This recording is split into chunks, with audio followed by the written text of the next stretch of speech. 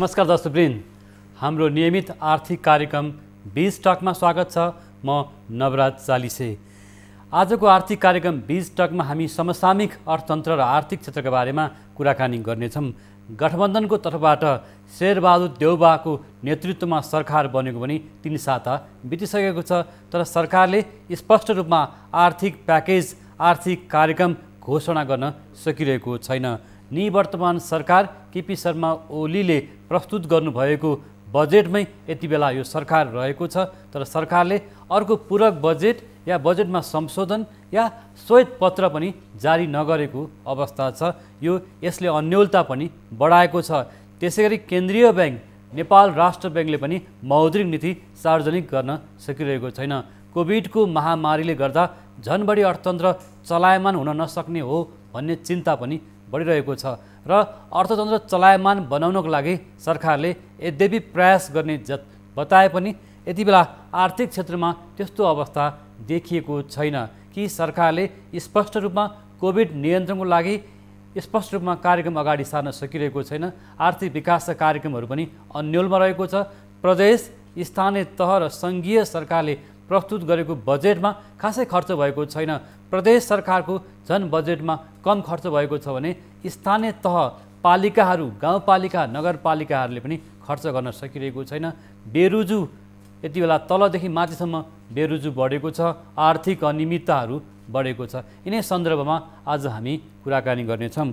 आज हामीसँग यसै विषयमा अर्थविद हुनुहुन्छ, उहाँ प्रदेश तथा स्थानीय क्षेत्रका पनि विशेष गरेर जानकार राख्नुहुन्छ र उहाँ हुनुहुन्छ स्वास्थ्य बिमा बोर्डका पूर्व अध्यक्ष डाक्टर उमाशङ्कर प्रसाद। यहाँलाई स्वागत छ। धन्यवाद। आरामै हुनुहुन्छ? ठिक छु। महामारी त बढ्दैछ, झन् यहाँ आफै पनि स्वास्थ्य बिमा बोर्डको अध्यक्ष भएर काम गरिसक्नु भएको छ। यति बेलाको सरकारले महामारी नियन्त्रण गर्नको लागि, खोपलाई प्रभावकारी बनाउनको लागि, जनस्वास्थ्यलाई एउटा राम्रोसँग व्यवस्थित गर्नको लागि के गर्नुपर्छ? अब सम्मानीय प्रधानमन्त्रीज्यू नियुक्त भइसकेपछि प्राथमिकता के भन्दाखेरि उहाँले भन्नुभयो, एक प्राथमिकता नम्बर खोप, दोस्रो प्राथमिकता पनि खोप, तेस्रो प्राथमिकता पनि खोप। र त्यसको लागि एकदमै स्वास्थ्य राज्यमन्त्रीज्यू पनि आइसक्नु भएको छ र हिजोकै यहाँले समाचार हेर्नुभयो भने अब चैतभित्र सम्पूर्ण नेपालीलाई खोप दिने योजना अगाडि बढिरहेको छ र खोप धमाधम विभिन्न देशबाट विभिन्न प्रकारका खोपहरू आइरहेको छ। त्यसकारणले एकदम अग्रसरताका साथ यो सरकारले काम गरिरहेको अवस्था चाहिँ देखिन्छ। चैत महिनासम्म सबै नागरिकलाई खोप दिने भनिएको छ। आधार के देख्नुहुन्छ? विश्वास लाग्छ? होइन, छ। किन छ भन्दा यहाँले हेर्नुभयो भने कमिटमेन्ट र खोपको जुन सङ्ख्या आइसक्यो र धमाधम खोप केन्द्रहरूको विस्तार गरियो, प्रधानमन्त्रीजी आफै जानुभयो, त्यसकारणले चैतसम्म गर्न सक्ने आधार प्रशस्त देखिन्छ। अनुदानमा पनि खोपहरू आइरहेको छ, बजेट पनि प्रशस्त छुट्याइएको छ। त्यसकारण खोप चाहिँ चैतभित्र हुन्छ भन्नेमा म चाहिँ पूर्ण रूपमा आशावादी छु। जस्तो यहाँ स्वास्थ्य बिमा बोर्डको नै अध्यक्ष भएर काम गरिसक्नु भएको छ। नागरिकको स्वास्थ्य बिमा, सबै नागरिकको स्वास्थ्य बिमा गर्ने भनिएको थियो होइन, सबै स्थानीय तहसम्म, स्थानीय पालिकासम्म। त्यो चाहिँ लक्ष्य योजना कहाँसम्म पुगेको छ? अब म स्वास्थ्य बिमाको बोर्डको अध्यक्षको रूपमा 2-2.5 वर्ष म काम गरेँ, त्यहाँ सेवा गर्ने मौका पाइयो र लगभग 3 लाख बिमित भएकोबाट मैले 27.5 लाख बिमित पुर्याएर छोड्या हो। त्यसपछि कोभिडको क्रम बढ्यो होइन, त्यसकारणले मेरो अवधिमा थुप्रो कामहरू भयो। जस्तै स्वास्थ्य बिमाको नियमावली आयो, बिमितको सङ्ख्या एकदमै धेरै बढ्यो। त्यसपछि ज्येष्ठ नागरिक लगायतका विपन्न नागरिकहरूको लागि सरकारले नै प्रिमियम तिर्दिने भनेर योजनाहरू आयो, जुन चाहिँ तत्कालीन प्रधानमन्त्रीज्यू हाम्रो केपी शर्मा ओलीज्यूले आफै र उप प्रधानमन्त्रीज्यू, स्वास्थ्य मन्त्रीज्यू त्यो बेलाको उपेन्द्र यादवज्यूको एकदमै सहभागितामा त्यो कार्यक्रम चाहिँ लाइभ नै यहाँहरूले टेलिकास्ट गर्नुभयो। त्यो कार्यक्रमहरू भयो। तर अझै पनि दूरदराजका जनताहरूको अवस्था उस्तै छ कि उहाँहरूको अझै पनि स्वास्थ्य बिमा हुन सकेको छैन। तराई मधेसकै अवस्था हेर्नुभयो अथवा पहाडमा अथवा भित्री गाउँ बस्तीहरूमा ठुलो सङ्ख्यामा स्वास्थ्य बिमा नगरेको अवस्था देखिन्छ। स्वास्थ्य बिमा नभएको कारणले गर्दा विपन्न नागरिकले सहज रूपमा उपचार गर्न नपाएको अवस्था अस्पतालहरूमा देखियो नि त। होइन, त्यो कुरा कस्तो हो भन्दाखेरि मेजर कुरो के हो भने सबैभन्दा पहिले हाम्रो सार्वजनिक स्वास्थ्यको जुन अवस्था छ त्यो चाहिँ तुलनात्मक रूपमा राम्रो हुन सकेको छैन। यो सबैलाई थाहा भएको विषय हो। के कारण?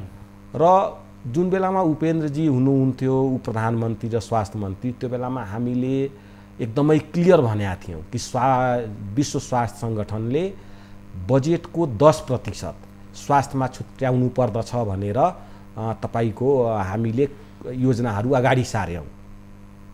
र उपेन्द्रजीकै पालामा हरेक स्थानीय तहमा के अरे यो बेड सहितको अस्पताल निर्माण गर्ने भनेर स्थापना गर्ने भनेर योजना पनि ल्यायो। त्यो चाहिँ केपी ओली सरकारले त्यो बेलामा अस्ति आएर उद्घाटन पनि गरियो राज्यभरिको। त्यो चाहिँ उपेन्द्रजीकै कार्यक्रम हो। त्यस्तै तपाईको अब के गरियो भन्दाखेरि तर त्यो बेलामा केही अब आन्तरिक रूपमा अब यहाँहरूलाई सबैलाई थाहा छँदैछ, विदितै छ, यो सबै देशका जनता मिडियालाई थाहा भएकै विषय हो। केही कुरामा मिल्न नसकेपछि त्यो 10% बजेट पुर्याउन सकिएन। तथापि केही बजेट चाहिँ इम्प्रुभ भएकै हो। पहिलेको बजेटभन्दा केही बजेट वृद्धि गरियो र त्यसमा चाहिँ थुप्रै कार्यक्रमहरू भएका छन्।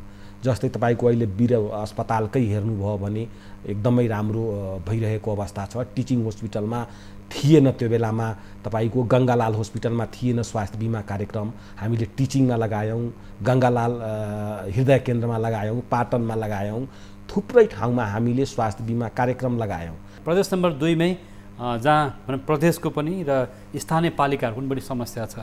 त्यहाँ स्वास्थ्यको खर्च होस्, बजेट खर्च होस्, विकास निर्माणको खर्च होस्, त्यहाँका स्थानीय राजनीतिक दलहरू बिचकै मनमुटाव बढी देखिन्छ। खर्च गर्न नसकेको अवस्था देखिएको छ पालिकाहरूले। यो लुछाचुडी चाहिँ किन हुन्छ? यहाँ आफै पनि एउटा अर्थशास्त्री हुनुहुन्छ।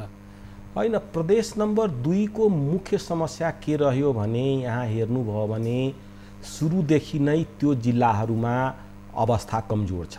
अहिले 2020 को मानव विकास प्रतिवेदन, नेपाल मानव विकास प्रतिवेदन यहाँले हेर्नुभयो भने कर्णाली भन्दा पनि मानव विकास सूचकाङ्क प्रदेश नम्बर 2 को अथवा 7वटै प्रदेशमा सबैभन्दा तल्ल तपाईको के भएछ भने प्रदेश नम्बर 2 को अवस्था रहेको छ। र अर्को कुरो के भयो भने जब त्यहाँ मानव विकास सूचकाङ्क कमजोर छ भने त्यहाँ बजेट धेरै जानु पर्थ्यो, त्यो जान सकेको अवस्था छैन, एउटा कुरो। अर्को कुरो केपी ओलीको नेतृत्वमा जुन सरकार रह्यो त्यो सरकारसँग प्रदेश नम्बर 2 को जहिले पनि टकराव र मुठभेडको अवस्था रह्यो। जस्तै तपाईको वनको समस्या हेर्नुभयो भने धेरै अहिले पनि 1 दर्जन आधा दर्जन लगभग तपाईको मुद्दाहरू सर्वोच्चमा छ। केन्द्रीय सरकार, सङ्घीय सरकार र प्रदेश नम्बर 2 सरकारको बिचका नमिलेका कुराहरू। त्यसकारणले कतै न कतै तपाईको केपी ओली नेतृत्वको सरकारले प्रदेश नम्बर 2 मा कर्मचारी पठाउनेदेखि लिएर बजेट पठाउनेदेखि लिएर प्रदेशको एकल सूचीमा भएको अधिकारहरूलाई कार्यान्वयन गर्न दिने सन्दर्भमा कतै न कतै मिलेको थिएन। जस्तो यो विषय चाहिँ यहाँले पूराग्रह राखेर भन्नुभएको त होइन नि? होइन, त्यो होइन। यहाँले हेर्नुभयो भने अदालतमा मुद्दा छँदैछ नि। जस्तो प्रदेश नम्बर 2 मा हामी के देख्छौँ भन्दाखेरि गएको बजेट पनि खर्च भएको छैन, पालिकाले खर्च गर्न सकेका छैनन्। त्यही भने मैले सबभन्दा बढी समस्या पनि प्रदेश नम्बर 2 मा चाहिँ स्थानीय पालिकाहरूले भनौँ न, त्यहाँको चाहिँ गाउँपालिका नगरपालिकाहरूले बजेट पनि पारित गर्न सकेका छैनन्।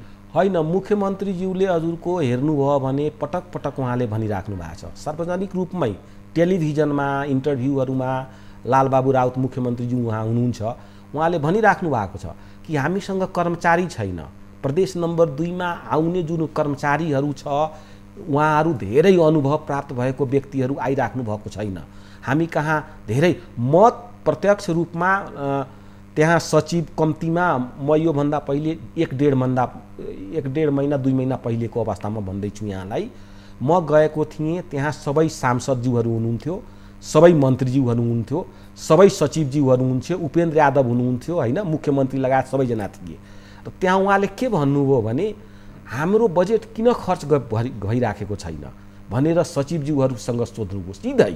म प्रत्यक्ष छु त्यहाँ भन्दाखेरि के छ भन्दाखेरि त्यहाँ कहीँ न कहीँ केपी ओलीको नेतृत्वको सरकारमा कर्मचारी पठाउँदाखेरि पनि थोरै सङ्ख्यामा, अर्को अनुभव कम भएका व्यक्तिहरू, राम्रोसँग कार्यान्वयन गर्न नसक्ने व्यक्तिहरूलाई पठाइएको कुरा मैले भनेको होइन। यो मुख्यमन्त्रीज्यूले भनेको कुरालाई मैले कोट गरे मात्रै हो। त्यसकारणले त्यो अवस्था रहेकोले कारणले गर्दाखेरि धेरै हुन सकेन। अबको जुन सरकार प्रदेश नम्बर 2 का मुख्यमन्त्रीले कर्मचारी परिचालन गर्नुपर्ने अथवा कर्मचारीको समायोजन गर्नुपर्ने विषय त उहाँको मुद्दा हो नि त होइन। यस्तो छ नि, अहिले लोकसेवा आयोग त्यहाँ मतलब लोकसेवा आयोगले भर्ना गर्नको लागि केन्द्रीय सरकारबाट अनुमति दिनुपर्छ। भर्खर केही समय अगाडि मात्रै अनुमति पाएको छ। अनुमति धेरै समय अल्झेर बस्यो। लोकसेवा आयोगको गठनको अनुमति पनि धेरै समयपछि मात्र दिइयो। गठन पनि ढिलो भयो, भर्ना गर्ने पनि काम ढिलो भयो। र जुन बेलासम्म लोकसेवा आयोगले भर्ना गर्दैन त्यो बेलासम्म केन्द्रीय सरकारले सङ्घीय सरकारले कर्मचारी पठाएर अनि काम गराउने भन्ने कुरा संविधान त हो, त्यो चाहिँ हुन सकेन। त्यो नभएको कारणले गर्दाखेरि समस्या चाहिँ भएको हो। जस्तो यहाँ आफै पनि विश्वविद्यालयमा अर्थशास्त्रको प्राध्यापन गर्दै आउनुभएको छ, अर्थशास्त्री हुनुहुन्छ। यति बेला गठबन्धनको सरकार चाहिँ यति बेला निर्माण बनेको छ होइन, तर यो सरकारले पनि खासै आर्थिक प्याकेज आर्थिक योजनाहरू अगाडि सार्न सकिरहेको देखिँदैन। निवर्तमान सरकार अथवा निवर्तमान सरकारका अर्थमन्त्री विष्णु पौडेलले प्रस्तुत गर्नुभएको बजेट नै यो बजेटलाई लिएर जाने हो, निरन्तरता दिने हो, या पूरक बजेट ल्याउने हो, या संशोधन गर्ने हो भन्ने पनि अन्यल देखियो नि त। अब यस्तो छ, भर्खरै सरकार बनेको छ र सरकार यहाँलाई थाहा भएकै विषय हो कि 3-4 दलको गठबन्धनबाट बनेको सरकार बन्ने क्रममा छ। अब वास्तवमा भन्ने हो भने गठबन्धनबाट बन्ने सरकारमा साझा न्यूनतम कार्यक्रम हुनैपर्छ, कमन मिनिमम प्रोग्राम। त्यसपछि मन्त्रीज्यूहरूको आचार संहिताको कोड अफ कन्डक्टको कुराहरू छ, त्यो सबै बन्ने क्रममा छ र त्यो लगभग बनिसकेको अवस्था छ। आज प्रधानमन्त्रीज्यू लगायत शीर्ष नेताज्यूहरूलाई बुझाउने कुरा छ र त्यसमा यहाँले हेर्नुभयो भने धेरै कुराहरू त्यहाँ परेको छ। संविधानका कुराहरू परेका छन्। तपाईको यो अर्थतन्त्रलाई कसरी गतिशील बनाउने भन्ने कुराहरू राखिएका छन् हैन, किनभने त्यसको एउटा अप्रत्यक्ष स्टेक होल्डर एउटा अर्थशास्त्रको विद्यार्थीको नाताले म पनि त्यसमा सहभागी भएको कारणले गर्दाखेरि कार्यदलमा नभए पनि त्यसमा सुझाव दिने अथवा त्यसमा भनौँ न अलिकति इनपुटहरू दिनेको रूपमा म पनि अलिकति सहभागिता भएको कारणले गर्दा त्यसमा धेरै कुराहरू परेको छ। अहिले काम सुरु नै भएको छैन, यो सरकारको काम सुरु नै भएको छैन। मेरो विचारमा अब त यहाँले हेर्नुभयो भने मन्त्रीमण्डल गठन भइसकेपछि त्यो जुन कमन मिनिमम प्रोग्राम भनेको छ त्यो यति चुस्त र दुरुस्त बन्ने तयारीमा छ जसले गर्दाखेरि म पूर्ण रूपमा आशावादी छु कि आउने सरकारले जुन अहिले सम्मानीय प्रधानमन्त्रीज्यू हाम्रो शेरबहादुर देउवाजीको नेतृत्वमा जुन सरकार छ त्यो सरकारले जति पनि नहुन पाएका अथवा गलत ट्र्याकमा गएको अर्थव्यवस्थालाई यो सरकारले पूर्ण रूपमा सम्बोधन गर्दछ भन्ने हिसाबले अगाडि बढिरहेको देखिन्छ। गलत ट्र्याकमा गएको अर्थव्यवस्था अर्थतन्त्र भनेको चाहिँ कता भन्नु खोज्नु भएको? अब गलत अर्थतन्त्र भनेको कस्तो भयो भने 3-4वटा विषयवस्तु। एउटा विषय भनेको सबैभन्दा मुख्य विषय भनेको संविधानलाई हेर्नुभयो भने यहाँमा के देखिन्छ भने समाजवाद उन्मुख अर्थतन्त्रको कुरा गरिएको छ, एउटा कुरा। दोस्रो कुरा भनेको सङ्घीयता हो हैन, हाम्रो देशको सङ्घीय स्वरूप हो। यहाँलाई म भनौँ बजेटको म यहाँ अलिकति थोरै म यहाँ हेरेर भन्छु। यसपालि 1648 अर्बको बजेट आयो हो। त्यो बजेटमा प्रदेशलाई 103 अर्ब छुट्याइएको छ, स्थानीय तहलाई 283 अर्ब छुट्याइएको छ। त्यो भनेको प्रदेशलाई छुट्याइएको रकम भनेको जम्मा 6.3% हो र स्थानीय तहलाई छुट्याइएको प्रतिशत भनेको 17.2% हो। पोहोर साल हेर्नुभयो भने प्रदेश सरकारलाई 6.8% छुट्याइएको थियो र स्थानीय सरकारलाई 17.8% छुट्याइएको थियो। यसरी पहिलेको भन्दा यसपालिको बजेटमा तपाईको प्रदेश र स्थानीय तहलाई घटाइदिएको छ। त्यो भनेको सङ्घीयताको मर्म अनुसार भएन। त्यसकारणले अब यो जुन सरकार निर्माण भएको छ, हुँदैछ, हुने क्रममा छ, त्यो सरकारले हामीले क्लियर रूपमा राखेको छौँ कि सङ्घीयताको मर्म बमोजिम अब चाहिँ तपाईको प्रदेश र स्थानीय तहमा बजेट बढाउनु पर्दछ, त्यो बढ्छ भन्ने म पूर्ण विश्वास छु। एउटा कुरो। दोस्रो कुरो, यहाँले कहाँनिर केपी सरकारको केपी नेतृत्वको सरकारले गलत गरेका थियो भने एकल सूचीमा भएको, जस्तै संविधान यहाँले हेर्नुभयो भने धेरै त्यहाँ जस्तै प्रदेशले के काम गर्ने त्यो चाहिँ एकल सूचीमा भएका कार्यहरू सबै तपाईको एकल सूचीमा भएको। तर यहाँले प्रदेश तहमा बजेट कम गयो भन्दै गर्दा प्रदेश सरकारले बजेटै खर्च गर्न सकेको छैन, पुँजीगत खर्च गर्न सकेन। सङ्घीय सरकारको त्यही अवस्था छ हैन, स्थानीय तहले पनि खर्च गरेको छैन। अब त्यो सबै प्रदेशको त्यही समस्या छ। यहाँले भन्नुभयो जस्तो प्रदेशमा कम बजेट गयो हैन, स्थानीय तहमा कम बजेट गयो हो।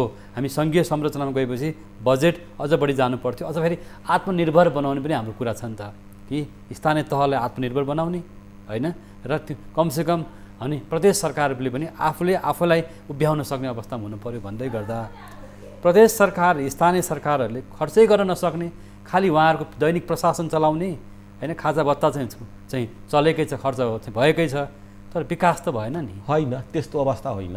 यहाँको हेर्नुभयो भने अब डाटा यहाँले कतिको हेर्नु भएको छ, तर 65% खर्च भएको छ सर जम्मा। होइन, जति सङ्घीय सरकारको छ लगभग उस्तै प्रदेशको पनि छ। त्यसकारण प्रदेशमा खर्च भएन, पुँजीगत खर्च भएन भन्ने चाहिँ होइन। सङ्घीय सरकारको पनि उस्तै हो, प्रदेशको पनि उस्तै हो। प्रदेश सरकारले पनि स्थानीय सरकारहरूले पनि असार लगाएपछि, असार महिनाको पनि अन्तिम हप्ता, दोस्रो हप्ता, तेस्रो हप्ता उहाँहरूले चाहिँ भुक्तानी दिनुभएको छ, बिल पास गर्नुभएको छ, ठेक्कापट्टा लगाउनु पनि भएको छ, सङ्घीय सरकारमा पनि भएको छ। त्यो ट्रेन्ड सङ्घीय सरकारमा पनि हो र त्यो आजको ट्रेन्ड होइन। त्यो ट्रेन्ड कस्तो हो भने त्यसकारण अब आर्थिक वर्षको परिवर्तन गर्नुपर्छ भन्ने कुराहरू पनि हामी उठाइरहेका छौँ। एउटा कुरा भन्नुहोस् सर, यहाँहरू नीति निर्माणको तहमा नै हुनुहुन्छ होइन, स्थानीय तह प्रदेश तहहरूले खर्चै गर्न नसक्ने अथवा अन्तिममा आएर असारे काम विकास गर्ने प्रवृत्ति के कारण हो? होइन, यो कारण एउटा आर्थिक वर्षकै समस्या पनि हो। आर्थिक वर्षको समस्या के हो भन्दा यहाँले हेर्नुभयो भने हाम्रो साउनदेखि आर्थिक वर्ष सुरु हुन्छ होइन, त्यो एउटा पाटो त छ सर, तर उहाँहरूले साउन लागेपछि नै अख्तियारी दिएर काम गर्न सक्नुहुन्छ नि त? होइन, गर्न नसक्ने चाहिँ होइन। अब यसमा चाहिँ धेरै कुराहरू समस्या छ।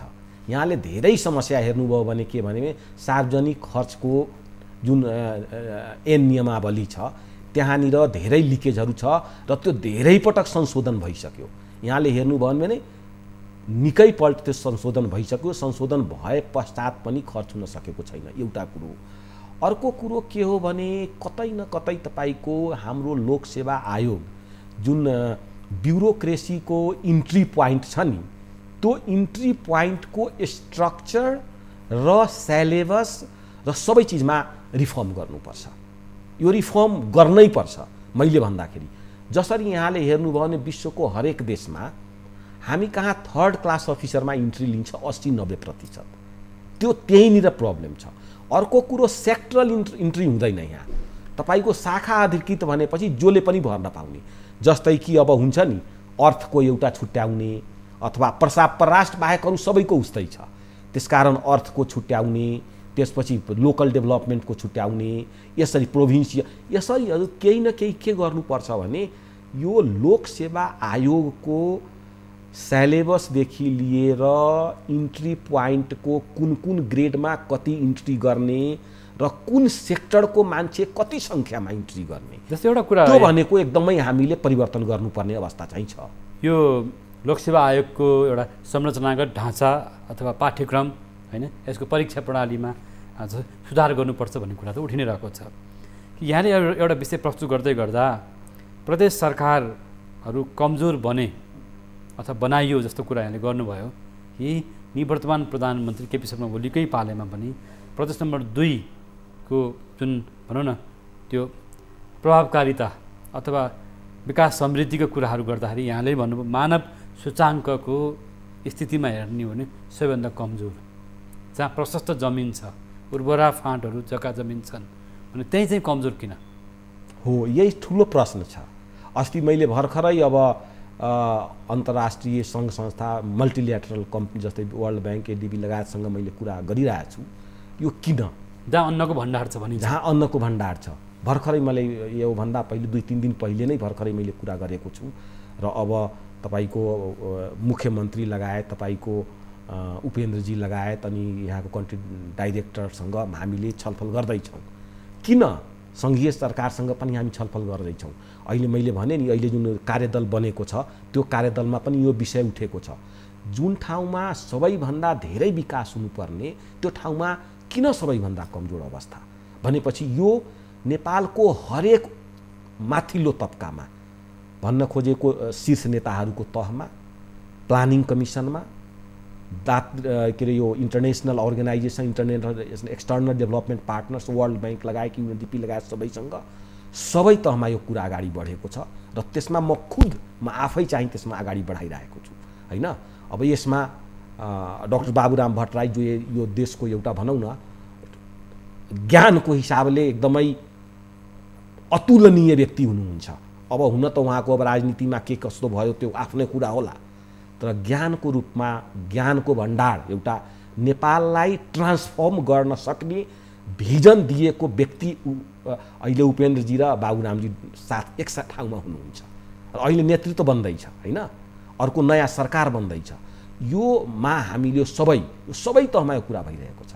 म आफै गरेको छु, अरूलाई भन्दैन, स्वयं म तपाईँको उहाँहरूसँग रेगुलर कन्ट्याक्टमा बसेर जस्तो यहाँले अघि भन्दै गर्दा विकासको काम गर्दै गर्दा प्रधानमन्त्री र मुख्यमन्त्री बीच पनि तालमेल हुन सकेन भन्नु पहिलेको अवस्था हो। अब ठिक छ, अब त ठिक भइहाल्छ, अब तालमेल हुन्छ 100%।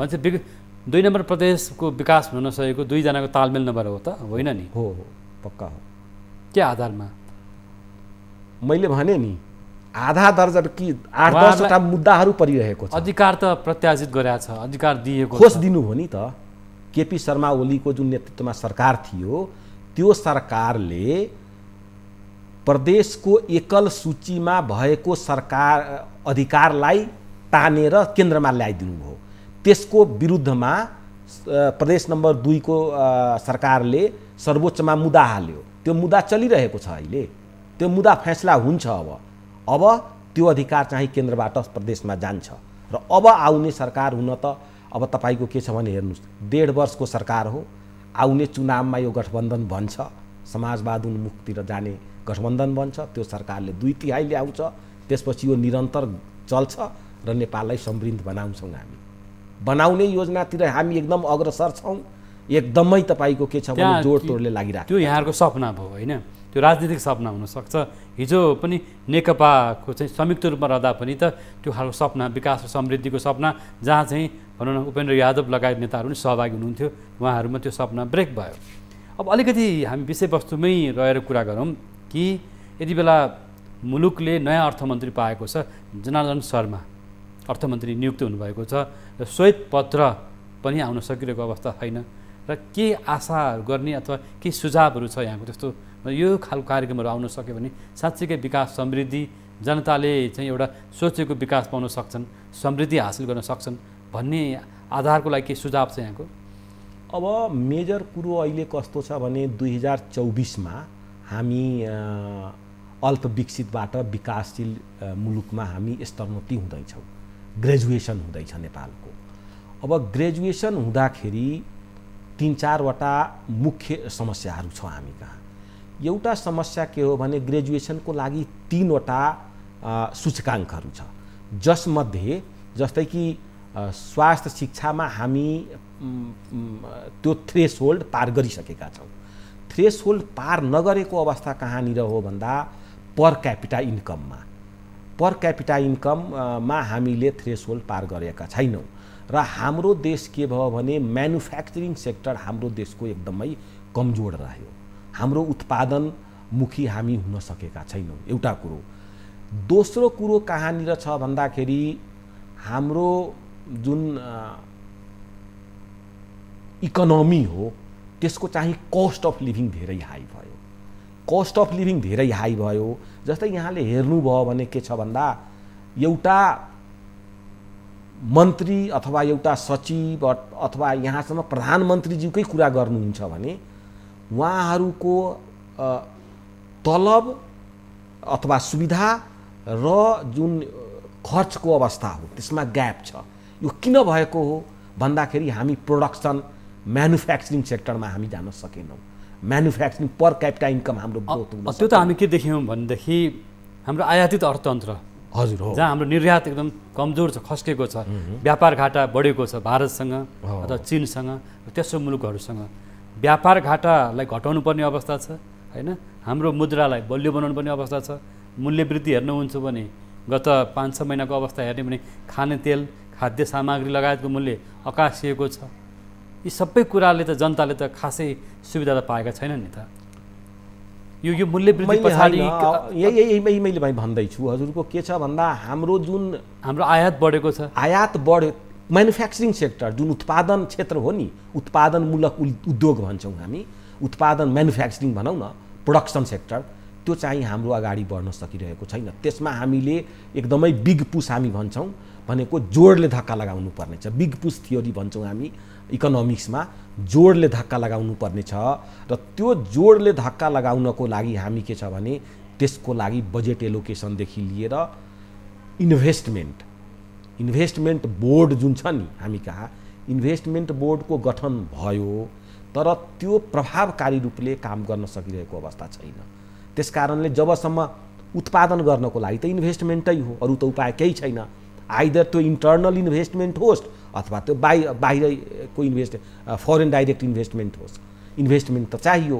त्यसकारणले इन्भेस्टमेन्ट गर्नको लागि अब हाम्रो कुरा के भइरहेछ भने हामी कुरा के गर्नुपर्छ भने इन्भेस्टमेन्ट बोर्डलाई एकदमै स्ट्रङ बनाउनुपर्छ र त्यहाँ एक्सटर्नल इन्भेस्टमेन्ट र इन्टर्नल इन्भेस्टमेन्ट जुन बाहिर हाम्रो देशबाट गइरहेको छ त्यसलाई देशमा कसरी रोक्न सकिन्छ, नयाँ इन्भेस्टमेन्टको अपर्च्युनिटिजहरू कसरी गर्न सकिन्छ र एफडिआई कसरी भित्राउन सकिन्छ, यो 3टा मोडेलबाट हामी चाहिँ अर्थव्यवस्था अगाडि। चाइनाले त्यही गर्यो। चाइनाको हजुरको के अरे यो स्विजरल्यान्ड अथवा विभिन्न देशहरू जस्तो अहिले पनि यहाँले त्यो भन्दै गर्दाखेरि बजेटमा पनि ट्रेडिङमा व्यापार ट्रेडिङ गर्नेहरूलाई विशेष सुविधा राहत दिएको छ हैन। तर उद्योग गर्नेहरू अथवा उद्यमशीलतामा ब्याङ्क वित्तीय संस्थाहरू कर्जा प्रभाव पनि हुन सकेको छैन भन्ने गुनासो त्यो पक्षको छ भने निजी क्षेत्रको छ भने पछि केन्द्रीय ब्याङ्कले पनि यति बेला मौद्रिक नीति जारी गर्न सकेको छैन कि सरकारले पछि जारी गर्ने भनेर रोकेको अवस्था छ। भनेपछि आगामी मौद्रिक नीति यहाँले भन्नुभएको जस्तो लगानी प्रवर्धन गर्ने, लगानी बढाउने अथवा समृद्धि बढाउने खालको ब्याङ्क वित्तीय संस्थाको कर्जालाई सहज बनाउने हैन, कृषि अथवा औद्योगिक क्षेत्रमा लगानी प्रवर्धन गर्न चाहिँ कस्तो नीति आउनुपर्छ? अब अहिलेको केन्सियन इकोनोमिक्स नै हो। अहिले केन्सियनको इकोनोमिक्स यहाँले हेर्नुभयो भने 1930s मा ग्रेट डिप्रेसन वर्ल्डभरि नै आयो। त्यो बेलामा के भयो भने रोजगारीको अवसर एकदमै घट्यो, बजारमा मान्छेसँग पैसा थिएन किन्ने, सामानहरू बिक्री हुन सकेन हैन, एकदमै ग्लट भनेको सामानहरू थुप्रियो हैन। यो सिचुएसन वर्ल्डभरि अहिले पनि देखिरहेको। दोस्रो के अरे यो पहिलो जुन 1930s मा ग्रेट डिप्रेसन आएको थियो त्यसपछिको अहिलेको डिप्रेसनको अवस्था चाहिँ त्यस्तो छ। त्यसकारणले कोभिडले गर्दा झन् बढी मन्दी कोभिडले गर्दा नै हो। यो कोभिडको कारणले गर्दाखेरि यहाँनिर समस्या के छ भने त्यो बेलाको जुन 1930s को समस्या थियो त्यो वारको समस्याले हो, अहिले चाहिँ कोभिडको समस्याले हो। कोभिड वार भन्दा पनि यो पेन्डेमिकको समस्या गहन हुँदो रहेछ, किनभने वारमा कम्तीमा हात हतियार बनाउने, बेच्ने, किन्ने, इकोनोमी चलायमान भइराख्नु, यद्यपि त्यो अनप्रोडक्टिभ हो तर कम्तीमा इकोनोमिक ट्रान्जेक्सन हुन्छ, उत्पादन भइराखेको हुन्छ हात हतियारको। तर अहिले केही पनि उत्पादन छैन। अहिले खाद्यान्न बाहेक कपडाको उत्पादन ठप्प छ, मोबाइलको उत्पादन ठप्प छ, सारा चिजको म्यानुफ्याक्चरिङ सेक्टर ठप्प छ। त्यसकारण यो 1930s भन्दा पनि अहिलेको के छ भने समस्या गम्भीर छ। त्यसकारणले यो समस्यालाई समाधान गर्नको लागि केन्सियन इकोनोमिक्स नै हो। र केन्सियन इकोनोमिक्सले के गर्छ भन्छ भने सार्वजनिक खर्चमा को बढाऊ है भन्छ हैन, थोरै ब्याज दर घटाएर भए पनि सार्वजनिक खर्च बढाउनुपर्छ। त्यो बेलामा यतिसम्म कुरा आयो कि केही काम छैन भने खाल्डो खन्ने, खाल्डो भर्ने, कम्तीमा रोजगारी त सिर्जना गरौँ भनेर खाल्डो खन्ने फेरि खाल्डो भर्ने, त्यस्ता किसिमका त्यो खालको समस्या त हामीले प्रधानमन्त्री रोजगार कार्यक्रममा देख्यौँ नि कि कार्यकर्ताहरूलाई पैसा बाँड्नुको लागि पनि काम दिइयो, फेरि त्यो खालको त्यो समस्या देखियो। त्यो त गलत थियो हैन, त्यो त गलत थियो, त्यो नहुनुपर्ने थियो। जस्तो अन्तिममा एउटा प्रश्न, अब यहाँले जुन विषयवस्तु उठाइसक्नु भएपछि कोभिडको महामारीमा हामी छौँ हैन, सम्पूर्ण नागरिकहरू कोभिडबाट प्रभावित भएको अवस्था, बाढी पहिरो डुबान पनि थपिएको छ तराई मधेस पहाडमा होइन, हिमालमा सबैतिर। सबै क्षेत्रका जनता कुनै न कुनै समस्याले प्रभावित छन्।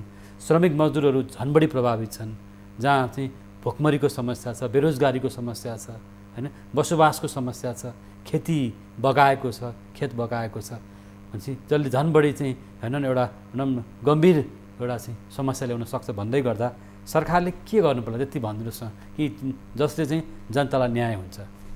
अब नेपालको अर्थव्यवस्था भनेको इन्फर्मल सेक्टरमा, अनौपचारिक क्षेत्रमा धेरैभन्दा धेरै मान्छेहरू कार्यरत छ। त्यसकारण अनौपचारिक क्षेत्रलाई सम्बोधन हुने गरी कार्यक्रमहरू ल्याउनु पर्दछ र दैनिक ज्यालादारी गर्ने व्यक्तिहरूको समस्या एकदमै धेरै छ। त्यसकारणले हामीले के भन्छौँ भने अमेरिकादेखि लिएर अब साउथ कोरियाको केस हेर्नुभयो भने धेरैजसो देशहरूमा दुई किसिमको प्याकेजहरू ल्याए। एउटा नगद पनि प्याकेज जसले गर्दाखेरि इकोनोमी चलायमान हुन्छ। जस्तै 1000 रुपियाँ महिनाको हामीले कसैलाई दियौँ भने उसले चामल किन्ला, दाल किन्ला, इकोनोमी चलिरहन्छ। एउटा भएर टुथपेस्टै किन्ला, इकोनोमी चलिरहन्छ। त्यसकारणले एउटा भनेको नगद व्यवस्थापन पनि गर्न सकिन्छ। अब अमेरिकामा $1000 दिएको होला, हामी कहाँ 1000 रुपियाँ दिन सक्छौँ नि? 1000 दिनलाई त गाह्रो हुँदैन। जस्तै गरिबीको रेखामुनि भएको परिवारलाई महिनाको 1000 दिने होइन भन्ने कार्यक्रम हामी ल्याउन सक्नुपर्दछ, एउटा कुरो। अर्को कुरो के छ भने रोजगारी सिर्जना गर्नको लागि एकदमै दुई किसिमले रोजगारी सिर्जना हुन सक्छ। एउटा चाहिँ जुन गभर्नमेन्टको इन्फ्रास्ट्रक्चरको कामहरू हो, जस्तै हुलाकी राजमार्ग छ, रेलवे होला, अथवा खानेपानी योजनाहरू होला, अथवा सडकहरू होला, जे होला होइन, त्यसमा चाहिँ व्यापक लकडाउनको बेलामा चाहिँ पनि के अरे यो सामाजिक दूरी कायम गरेर काम गर्नु पर्यो। र कृषिमा के छ भने त्यहाँ सामाजिक दूरी कायम गरेर काम गर्ने मापदण्ड बनाएर हामीले जहाँबाट कोरोना भाइरसलाई सर्न सक्ने अवस्था कम छ र त्यहाँ चाहिँ सम्भावनाहरू छ त्यहाँ चाहिँ लक गरिदिनु भएन। जसको गर्दा जस्तै अमेरिकामा कहिले पनि लकडाउन भएन, तर उनीहरूले सामाजिक दूरी गरेर काम गरे। यसरी हामीले अगाडि ल्याउनु पर्दछ। कमजोर वर्गलाई पुनरुत्थान गर्ने कार्यक्रम ल्याउनु पर्छ होइन, त्यसको लागि सरकारले विशेष कार्यक्रमहरू प्रस्तुत गर्नुपर्ने हुन्छ। हस्, यहाँले समय दिनुभयो र आफ्नो महत्त्वपूर्ण विचार राख्नुभयो, यसको लागि धन्यवाद। यहाँलाई पनि धेरै धेरै धन्यवाद। दर्शकवृन्द, आज हामीले कुराकानी गऱ्यौँ आर्थिक विषयवस्तुमा गठबन्धन सरकारले प्रस्तुत गर्ने आर्थिक कार्यक्रम योजना, त्यसरी आगामी बजेट र मौद्रिक नीति कस्तो हुनुपर्छ र कोभिडबाट प्रभावित जनतालाई कि रोजगारी नभएका जनतालाई कमसेकम सरकारले आर्थिक प्याकेज ल्याउन सक्नुपर्छ, अनि मात्रै आर्थिक जीवन चलायमान हुन सक्छ भन्ने विषयमा छलफल गऱ्यौँ। हामीसँग जोडिनु भएको थियो अर्थशास्त्री प्राध्यापक डाक्टर उमाशङ्कर प्रसाद। उहाँको समय र विचारको लागि पनि धन्यवाद। आर्थिक कार्यक्रम बिजटकको समय आजलाई पुरा भएको छ। हामी सबै बिदा माग्छौँ। नमस्कार।